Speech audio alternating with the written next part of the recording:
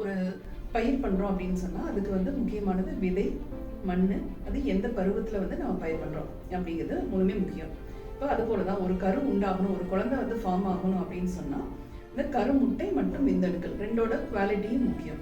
இப்போ இது வந்து குவாலிட்டி வந்து எப்போ வந்து சரியில்லாமல் போகுது அப்படின்னா ஆண் பெண் ரெண்டு பேர்த்தோட ஏஜ் ஜாஸ்தியாக இந்த கருமுட்டை மற்றும் அணுக்களோட குவாலிட்டி வந்து குறைச்சிட்டே இருக்கும். பெண்களுக்கு வந்து பார்த்தோம்னா 35 இயர்ஸ் அண்ட் எபவ் போகும்போது அவங்களுக்கு கருமுட்டையோட குவாலிட்டி நல்லாவே கம்மியாயிடும். அந்த ஏஜ் பர்டிகுலர் ஏஜ் அந்த ரீப்ரொடக்டிவ் ஏஜ்னு சொல்லுவோம் 20 to 30 இயர்ஸ் அந்த ஏஜ் குரூப்பில் இருக்கும்போது குவாலிட்டி வந்து நல்லா இருக்கும். இதுவே கொஞ்சம் 30 இயர்ஸ் ஆகும்போது கொஞ்சம் கொஞ்சமாக குறையும். இப்போ 35 இயர்ஸில் வந்து நல்லாவே குறைய ஆரம்பிச்சிடும். இப்போ 35 இயர்ஸ் அண்ட் எபவ் வந்து குழந்தை பெற்றுக்கிறவங்களுக்கு இந்த குழந்தை வந்து கொஞ்சம் இந்த ஜெனட்டிக் ப்ராப்ளமோட பிறகுக்கு வாய்ப்பு அதிகம்னு சொல்கிறோம் இல்லையா, அது போல தான் அது ஃபார்மேஷன் நிறைய வாட்டி வந்து நல்லா இல்லாமல் போயிடலாம். நெக்ஸ்ட் வந்து சாயில், அதாவது கர்ப்பப்பை.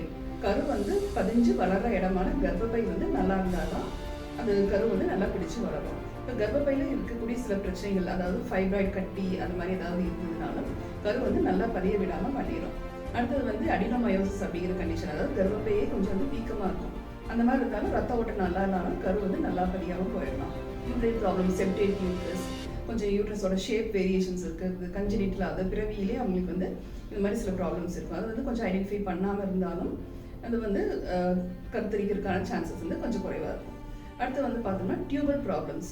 அட்லீஸ்ட் ஐயுஐ வந்து நமக்கு சக்ஸஸ் ஆகணும்னு சொன்னால் ஒரு டியூபாவது நமக்கு நல்லா ஃபங்க்ஷனிங்காக இருக்கணும். 2 டியூபும் ஏதாச்சும் சில காரணங்களால் லேசாக அடைபட்டு இருந்தது அப்படிங்கிற மாதிரி இருந்ததுன்னு சொன்னால் ஐயுஐயில் சக்ஸஸ் ரேட் நமக்கு கிடைக்காது.